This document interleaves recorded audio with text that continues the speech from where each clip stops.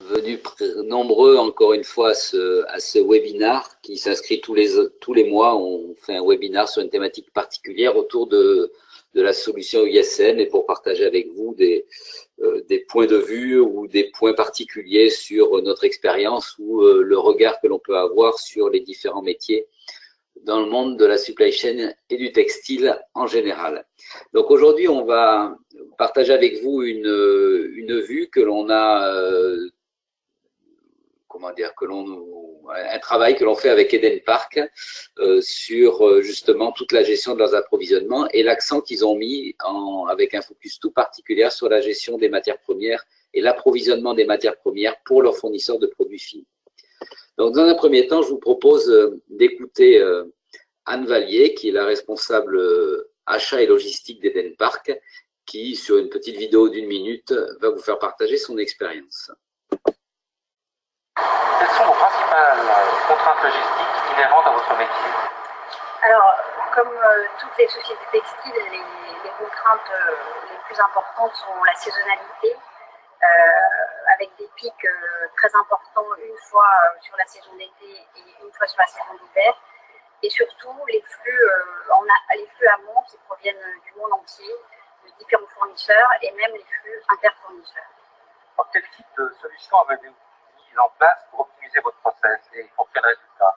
Alors, on a mis en place un outil de suivi de la supply chain qui s'appelle ISCM et qui permet à tous les acteurs de la chaîne, que ce soit en interne chez nous, les acheteurs, le service qualité, la logistique et les entrepôts, et en externe, les différents prestataires, les transitaires et les fournisseurs, de se connecter sur un même système et d'avoir des documents et des process uniformisés pour tous.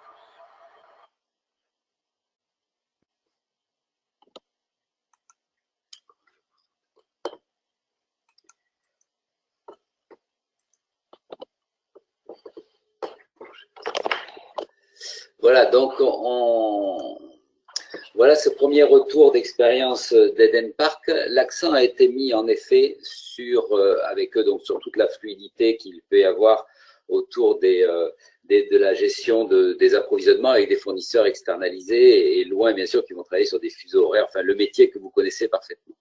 Mais un point particulier a été, une des problématiques adressées particulières a été autour de la matière première.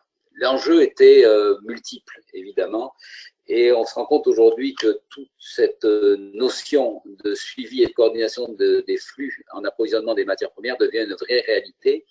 Et j'étais moi-même hier au salon Apparel Sourcing à Paris, au Bourget, où j'ai rencontré et où on a tous les fournisseurs de matières premières, enfin du moins il y avait pratiquement 500 fournisseurs de matières premières différentes qui étaient là. Et on se rend compte aujourd'hui que la mise en place des filières autour de l'éco-responsabilité, du développement durable, ou de critères environnementaux sur la gestion des matières premières devient une vraie préoccupation. Il y avait plusieurs conférences de professionnels qui allaient dans ce sens-là, où aujourd'hui c'est bien aux marques ou aux réseaux de distributeurs de se préoccuper de l'avenir de leurs produits, donc d'avoir cette notion éco-responsable de savoir d'où vient cette matière première, comment elle est faite, ne serait-ce que pour pouvoir jouer en termes marketing sur cette image, parce que c'est une vraie valeur ajoutée vis-à-vis du consommateur que d'afficher des matières premières qui sont éthiquement responsables ou biodégradables ou autres, ou qui ont des qualités aussi techniques très particulières que l'on va trouver. C'est des notions qui vont rentrer dans les vêtements connectés ou les vêtements dits intelligents où il va falloir pouvoir prouver d'où vient cette matière première. Donc c'est une préoccupation forte de type éco-responsable, qui est certes à la mode, mais qui est une vraie tendance de fond. Et c'était ce qui ressortait des différentes conférences du salon du Bourget, qui se finit aujourd'hui, je crois. Mais il y a bien sûr d'autres éléments beaucoup plus prosaïques autour, bien sûr, de la maîtrise des coûts, parce que plus on va pouvoir négocier en amont les matières premières, plus on va pouvoir gérer et pouvoir influer sur le coût des façonniers qui peuvent eux-mêmes s'approvisionner sur des matières premières. Bien sûr, le contrôle aussi de la qualité des matières premières qui vont être réceptionnées par les façonniers pour pouvoir suivre les productions. Et enfin, évidemment, le contrôle des délais, parce que si je sais maîtriser le délai d'approvisionnement ou si je suis sûr que mon fournisseur de produits finis ne sera pas en rupture sur une matière première, alors la fiabilité du cycle de production et la fiabilité de la date de mise à disposition qui est communiquée par le fournisseur est largement améliorée. Donc, les problématiques adressées sont bien sûr autour des filières d'approvisionnement, donc pouvoir, sur certains aspects, bien sûr, on a dans ISM, on gère une nomenclature à un premier niveau, donc quelque part on a des composants et on va suivre des composants particuliers qui peuvent être un tissu, une matière première ou éventuellement des trims ou des boutons ou autres très particuliers que je vais vouloir suivre. Imposer, donc je vais pouvoir moi-même acheter en gros ces matières, et on va parler d'engagement, je vais acheter des matières sur des fournisseurs de matières premières et en quantité suffisante, et c'est moi qui vais les affecter sur les différentes commandes de mes fournisseurs de produits finis, ou je vais référencer des fournisseurs et je vais demander à mes fournisseurs de produits finis de s'approvisionner sur une liste définie pour des composants particuliers, et de suivre ces achats donc à un réseau de fournisseurs de matières premières ou de composants référencés par mes propres acheteurs ou services de sourcing. L'enjeu, c'est de pouvoir alerter le fournisseur de produits finis en cas de rupture de stock ou d'être alerté si jamais le fournisseur de produits finis n'est pas en capacité de s'approvisionner en matière, en quantité, en délai et en qualité de manière suffisante pour pouvoir assurer sa production. En cours de production, on verra que l'une des problématiques fortes, c'est la maîtrise de la qualité des matières premières, être sûr que le fournisseur va pouvoir produire ses produits finis, mais avec une matière que moi en tant que marque, j'aurai validée et dont la qualité me semblera suffisante pour pouvoir finir et non pas produire des produits finis avec des matières qui ne sont pas conformes à mes exigences de qualité. Donc ça, c'est les problématiques que l'on a adressées chez Edenpark ou chez d'autres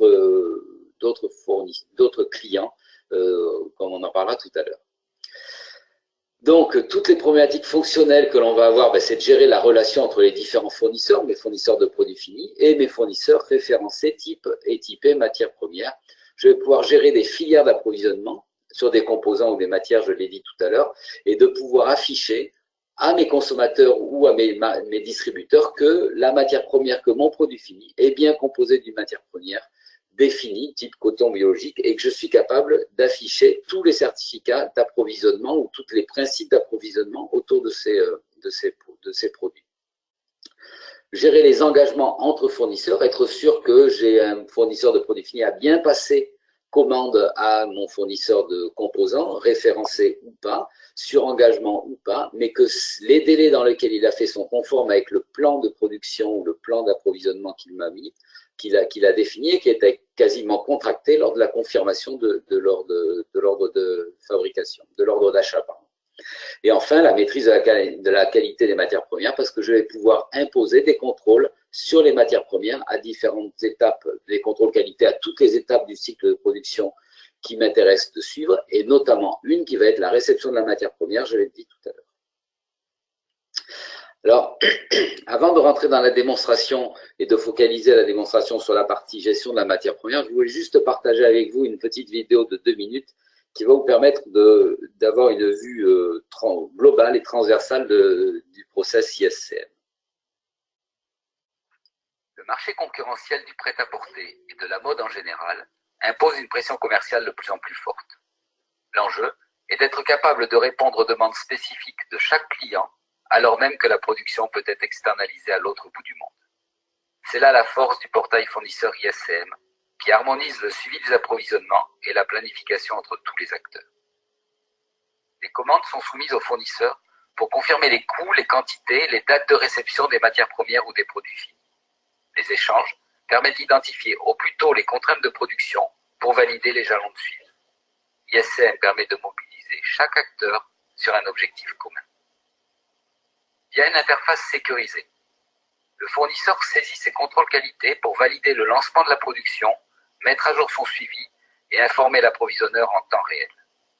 Quels que soient les problèmes de qualité, de quantité ou de délai, ISCM facilite la prise de décision en fonction des priorités réelles qui ont pu évoluer. L'approvisionneur, avec le fournisseur, peut adapter et moduler en concertation le plan de production et de livraison pour respecter les objectifs fixés. En temps réel, chaque acteur est informé, les priorités validées et le planning adapté en cohérence. Une fois la production terminée et contrôlée, ISCM génère la liste de colisage et les étiquettes colis. Informé, le transitaire peut déclencher les opérations d'acheminement et renseigner les dates de suivi. Ainsi, via ISCM, les équipes entrepôts disposent d'un planning de réception plus fiable pour anticiper la préparation des expéditions clients. En synthèse, tout au long du cycle d'approvisionnement, la supervision ISCM simplifie la relation avec les fournisseurs et accélère la prise de décision pour respecter les engagements de livraison.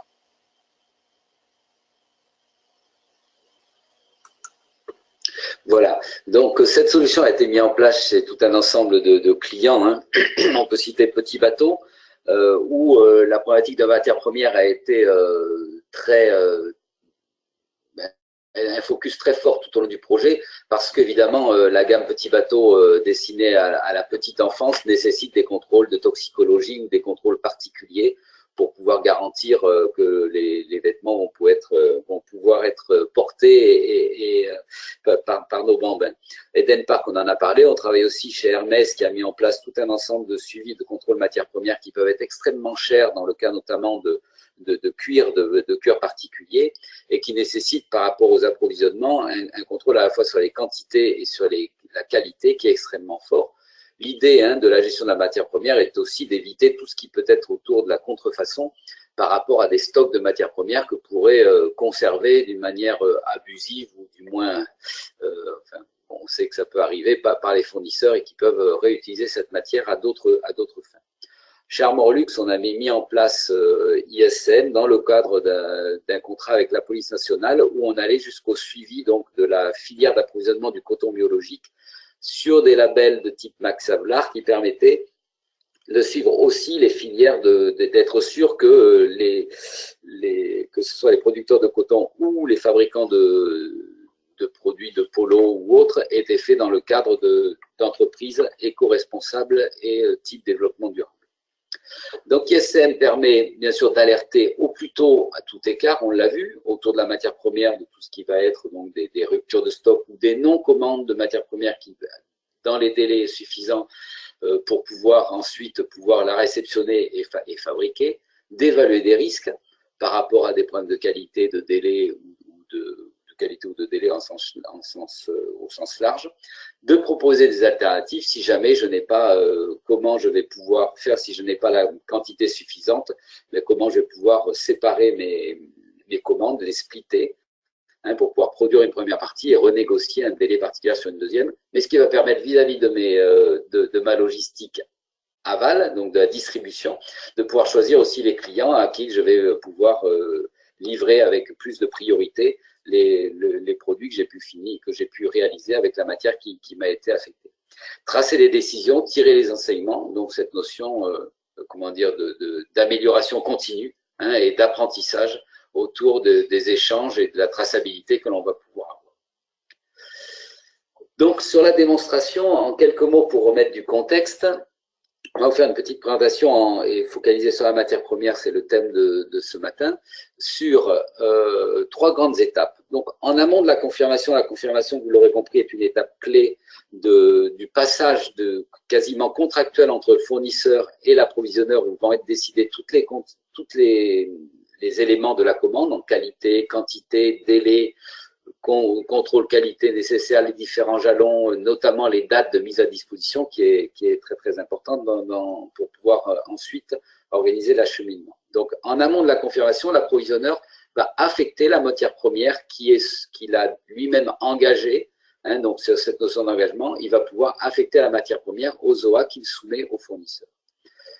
Ensuite, il y a l'étape de confirmation. Donc le fournisseur va confirmer les commandes pour lesquelles il a été sollicité. Il va vérifier que les matières premières sur engagement qui lui ont été affectées sont suffisantes pour pouvoir faire la production, éventuellement demander des compléments, on le verra. Il va valider ou déclencher une commande de matières premières si elle est suivie, non pas par engagement, mais si cette matière est suivie chez un fournisseur référencé auprès duquel il doit passer la commande.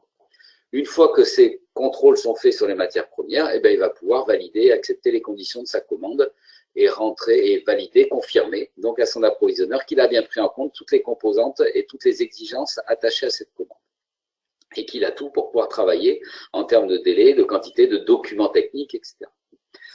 Enfin, lors de la production, la dernière étape liée à la matière première, on va demander au fournisseur de confirmer la réception de la matière première, bien sûr en quantité, en qualité, et alerter en cas d'écart pour qu'il puisse être mis en place un plan d'action comme on l'a vu tout à l'heure. Enfin, toute cette notion permet de superviser l'ensemble des flux de matières premières suivis, dans le cadre de la nomenclature, donc on ne suit pas tout, mais des matières premières vraiment particulières et critiques, on va dire, pour fiabiliser le planning de production. Donc je vais passer la souris et la parole à Bertrand Gambet qui va pouvoir donc vous présenter la solution sur ce prisme.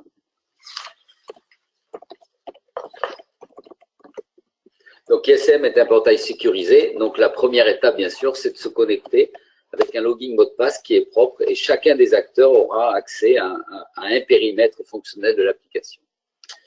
Bien, bonjour à tous. Donc on va d'abord, comme cela a été évoqué, d'abord aller au niveau de la matière première sur le suivi des engagements. Donc dans notre démonstration, nous avons deux matières premières que nous allons chercher à suivre. Et pour une matière première, en fait, le travail de l'approvisionneur va consister à affecter donc ce stock de matières premières sur lequel il y a eu un engagement, de l'affecter à différents ordres d'achat en attente de confirmation.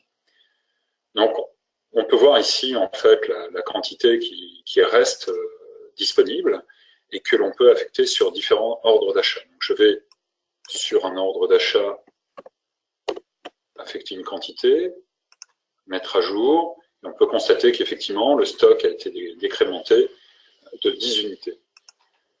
Donc, pour le même ordre d'achat, je vais aller en fait sur l'autre matière première. Je peux constater qu'effectivement cet ordre d'achat requiert aussi une deuxième matière première sur engagement. De la même manière, je vais l'affecter. Donc 178, je mets à jour. Donc j'ai mon stock qui a été décrémenté de 10 unités. Donc voilà, en tant qu'approvisionneur, je dispose de ce stock et je l'affecte en fait aux différents ordres d'achat pour lesquels je souhaite que cet engagement soit affecté. Je vais maintenant passer à la confirmation et me comporter en fait comme un fournisseur. Donc je vois que mon ordre d'achat ici sur le 3, sur lequel en fait on a affecté de la matière première, donc je peux contrôler. Je peux voir qu'effectivement ma quantité, je dispose d'une quantité d'engagement qui a été affectée. Je peux décider éventuellement de faire un complément dans la mesure où les quantités d'engagement n'auraient pas été suffisantes pour pouvoir produire le produit fini. Dans la mesure où ma matière première est affectée, je peux le confirmer. Voilà, mon ordre d'achat a été confirmé avec succès. Nous allons pouvoir le suivre dans un deuxième temps en suivi de production. Pour l'exemple, en fait, on va pouvoir travailler sur un autre ordre d'achat, donc le 9 par exemple, pour lequel en fait il n'y a pas d'engagement, donc on voit qu'il n'y a pas d'engagement, mais en l'occurrence, ce que l'on cherche, c'est à suivre la matière première. Donc en fait, on va demander tout simplement au fournisseur de déclarer les quantités de matières premières qui vont être nécessaires pour pouvoir fabriquer ce produit fini. Voilà, je valide. Je vois que ma matière première a été déclarée correctement. Je peux le confirmer. Et là, alors, ce que je vais faire, je vais quand même vérifier au préalable. Effectivement, donc, j'ai un engagement pour pouvoir transférer au transitaire pour le 10 octobre, ce qui me fait un lancement théorique le 22. J'ai 15 jours de production, donc ça reste tenable.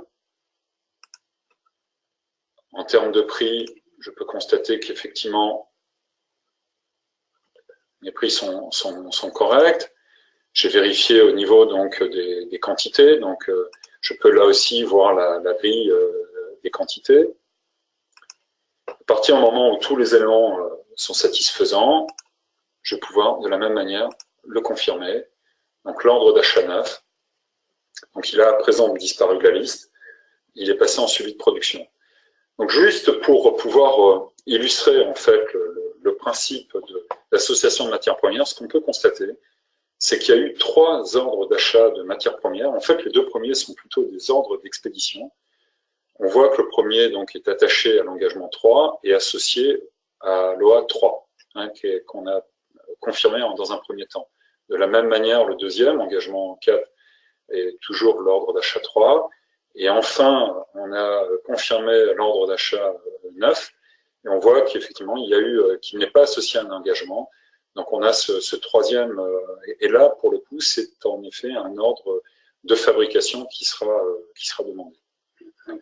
Un fournisseur de matières premières, hein, pour qu'il puisse approvisionner le fournisseur de produits finis. Donc on est bien sur ces fournisseurs dits de rang 1 et de rang 2. Donc pour les besoins de la démonstration, je vais confirmer, en fait, tout simplement, ces 3 ordres d'achat de matières premières. Cela peut être fait automatiquement, hein, d'ailleurs. En effet. Donc à présent, je vais aller en suivi de production. Donc on va retrouver nos ordres d'achat. Donc le premier, l'ordre d'achat numéro 3, pour lequel, en fait, il y avait 2 matières premières qui étaient suivies. Et ces 2 matières premières, donc ce qu'on peut constater, donc j'ai déclaré, en fait, tout simplement qu'un point de vue qualité, la matière première, donc je vais simuler tout simplement la réception.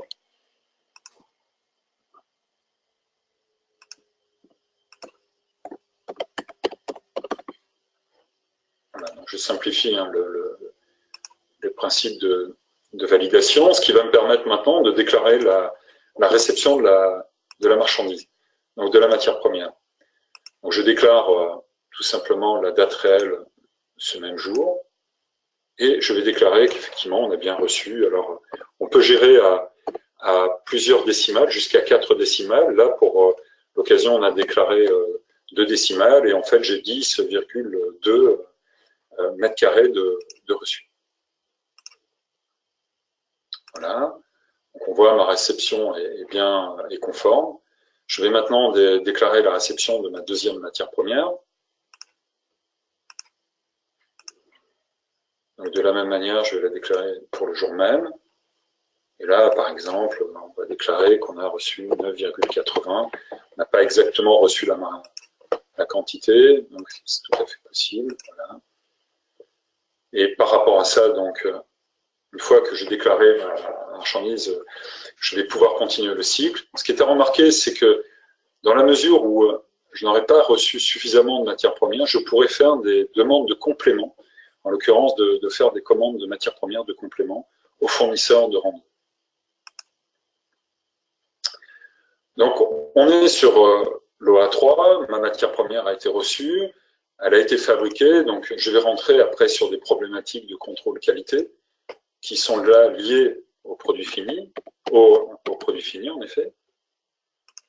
Donc je vais rapidement déclarer alors les contrôles qualité, qui sont des contrôles qui peuvent émaner de différents outils, qui peuvent être liés soit par des interfaces par exemple, et qui vont me permettre de déclarer tout simplement automatiquement donc ces contrôles de qualité.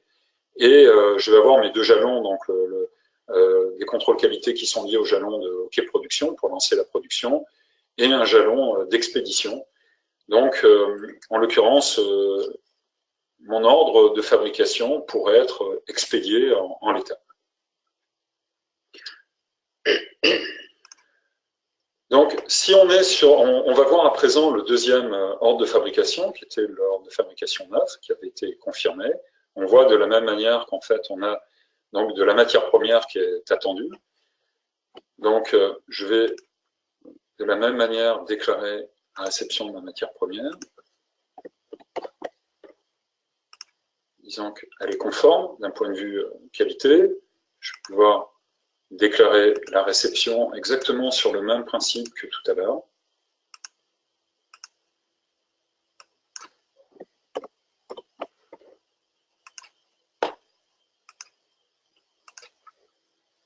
Donc, ma marchandise a bien été réceptionnée, elle est conforme, je suis en mesure de pouvoir la fabriquer.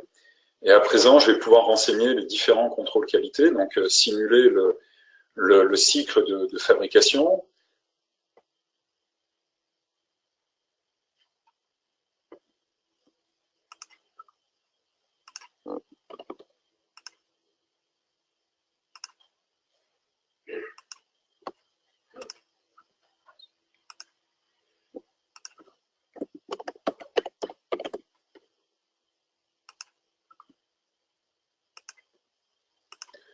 Et je pourrais faire ensuite mes autres contrôles qualité et terminer en fait le cycle pour pouvoir expédier. Donc, ce qui est intéressant à ce moment-là, c'est que si jamais la matière première n'avait pas pu être reçue dans les délais, dans les jalons, ça mettait en péril la fameuse date de lancement de la production qui était décalée. Et là, l'approvisionneur peut être alerté par le tableau de gestion par exception, qui est un tableau de bord qui lui signale tous les ordres d'achat qui sont à risque par rapport à un événement particulier. Donc, une fois que la production est faite, peut-être que ce qui peut être intéressant, Bertrand, c'est de montrer au moins un exemple de la manière dont on peut générer, parce que ça c'est un des points forts d'ISCM, de générer les packing lists associés à un ordre d'achat. Donc, on va prendre l'exemple de l'ordre de fabrication 3, donc qui est conforme, qui peut être expédié. Donc, la première étape va être de confirmer en fait tout simplement les quantités qui ont été produites. Donc, on va valider en fait tout simplement les quantités qui étaient à produire. Et je vais pouvoir en fait tout simplement faire une demande automatique d'organisation en fait du colisage. Donc, ce colisage est généré automatiquement. Je peux éventuellement l'adapter ou tout simplement le déclarer, le finaliser puisqu'il est conforme à mon plan de colisage est conforme à ma production. Une fois que ma finalisation a été faite, bien, tout simplement, je vais pouvoir obtenir mes étiquettes. Donc, je vais faire une demande de génération de mes étiquettes que je peux maintenant consulter. Donc, on voit, si on revient en fait sur le plan de colisage, j'avais bien 26 colis. Et par exemple, on pourrait constater que le colis 5 a une quantité différente des autres colis. Donc, on va aller le vérifier. Voilà. Donc, on a bien 5 pièces, alors que si on était sur les autres colis, on était à 10 pièces. Donc, l'étiquette, évidemment, est standard. Et donc, ensuite, on va pouvoir apposer ces étiquettes sur les colis.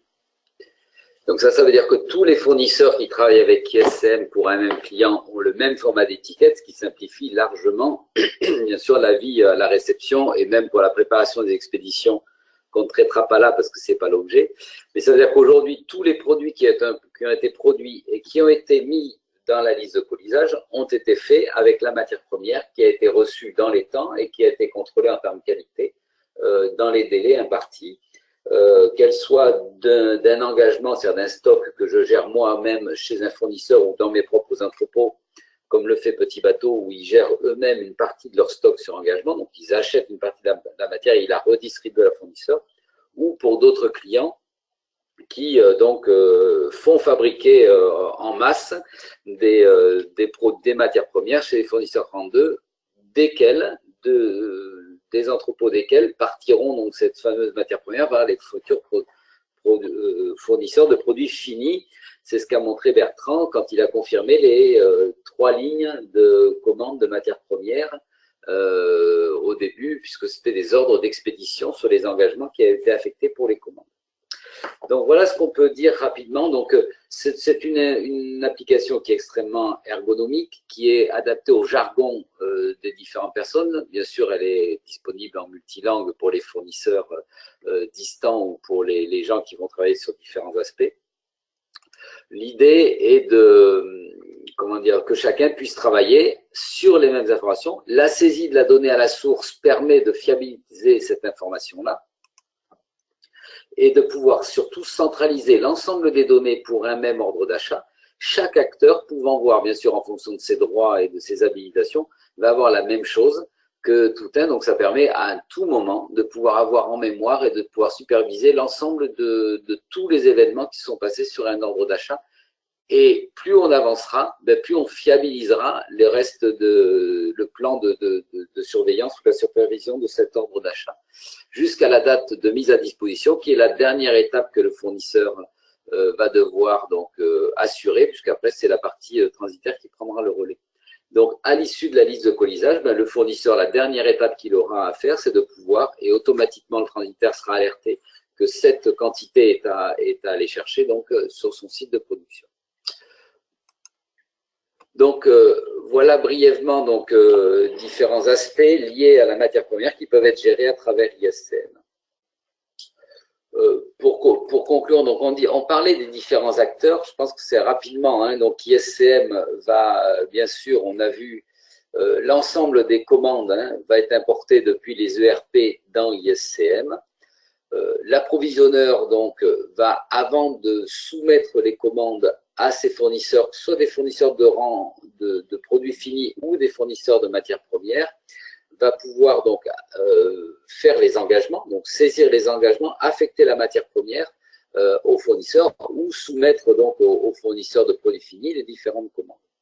Le fournisseur, lui, va donc confirmer au regard de la lecture, comme l'a montré Bertrand, il va valider que les jalons qui lui sont donnés, que les quantités qui lui sont données, que les matières premières qui lui sont demandées de commander sont bien conformes et qu'il est bien en capacité de faire toutes les étapes relatives aux exigences qualité qui lui sont demandées dans les délais attendus. Et quand il va confirmer son ordre d'achat, il va confirmer en définitive la date de mise à disposition, c'est-à-dire sa capacité à produire dans les délais, les quantités, sa capacité à produire les quantités. Il va accepter de faire l'ensemble des jalons de contrôle qualité qu'il y a. Et il va aussi valider le fait qu'il aura commandé la matière première sur un fournisseur qui n'est pas référencé en engagement, ou que la matière première qui lui est affectée issue d'un engagement est bien suffisante pour qu'il puisse produire sa commande. Une fois que tout ça est fait et qu'il a confirmé, ça veut dire que tous les voyants sont verts pour que, et l'engagement qu'il a pris conforte le fait que la production sera bien proposée au transitaire et arrivera bien dans l'entrepôt logistique en temps et en heure, puisque tous les jalons sont censés avoir été validés. Bien sûr, dans la vraie vie, mais on se rend compte il peut y avoir des écarts, il peut y avoir des changements de demande par rapport à des cadencements de livraison pour des priorités commerciales qui peuvent être affectées. Donc, on va pouvoir lui demander d'amender, mais tous les changements seront tracés et auront fait préalablement l'objet d'un arbitrage par le biais de demandes de changement et de validité de demandes de changement entre le fournisseur et l'approvisionneur. Donc, à tout moment, on est capable de retracer la vie d'un ordre d'achat, quand bien même il a pu évoluer et naturellement, bien sûr, les choses évoluent. Un des acteurs importants, c'est le transitaire qui, lui, va aller chercher chez le fournisseur, une fois que les packing lists auront été générés, va aller chercher que les réservations auront été faites, va aller chercher les marchandises chez le fournisseur pour pouvoir ensuite acheminer, ou par mer ou par air, suivant les délais, ou même par camion, enfin peu importe, va pouvoir acheminer donc jusqu'au dédouanement, et puis livrer en entrepôt. Et là, on peut avoir une rupture. Il y a une notion d'acheminement où on amène au port donc de chargement, et de livraison où on va livrer dans l'entrepôt, parce que là, on a des changements de transport. Hein. Ça peut arriver en bateau et repartir en train jusqu'à l'entrepôt, ou ça peut arriver en bateau et repartir par route, par exemple. Pour des livraisons express, bien sûr, il y a l'avion qui peut être sollicité, mais avec des contraintes tarifaires ou budgétaires telles que, bien sûr, il faut pouvoir l'anticiper et ne faire partir en avion que ce qui est réellement urgent et demandé par l'entrepôt. Et une fois que c'est arrivé en entrepôt, ben, la boucle est bouclée, c'est-à-dire je vais informer l'approvisionneur et informer le RP ou la personne qui a fait une saisie de commande d'import, enfin qui va pouvoir informer le RP de la réception réelle de ces commandes, et donc valider le fait que le fournisseur a terminé son travail.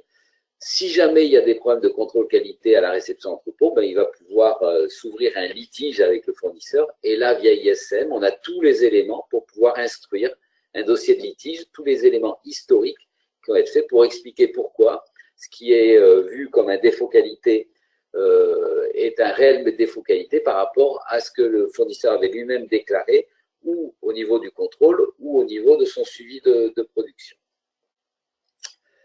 Voilà donc globalement ce qui peut être dit sur ISM, globalement, sur l'ensemble du processus qui est fait.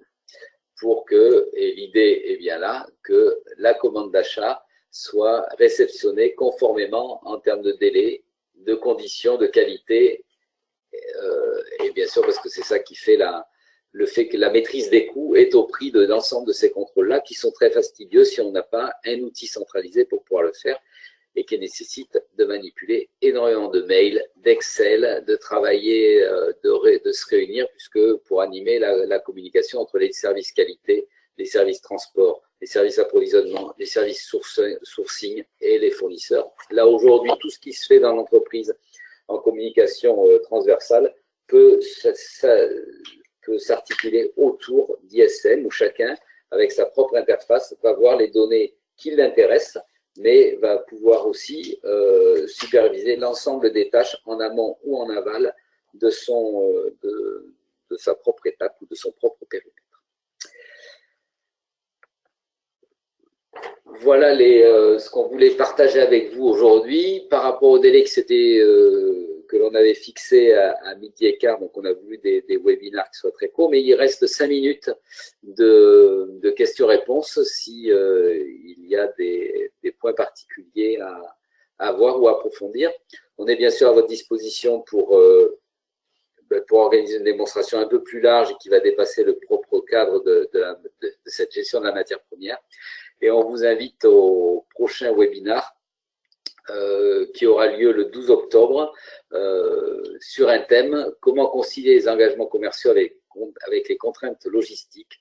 C'est aujourd'hui la difficulté pour un approvisionneur non seulement de gérer tous les jalons et toute la production avec son fournisseur, mais aussi de satisfaire les exigences commerciales en termes de délai de livraison, en termes de changement de quantité, de date ou de demande ponctuelle sur lesquelles on va devoir solliciter le fournisseur pour qu'il puisse réagir.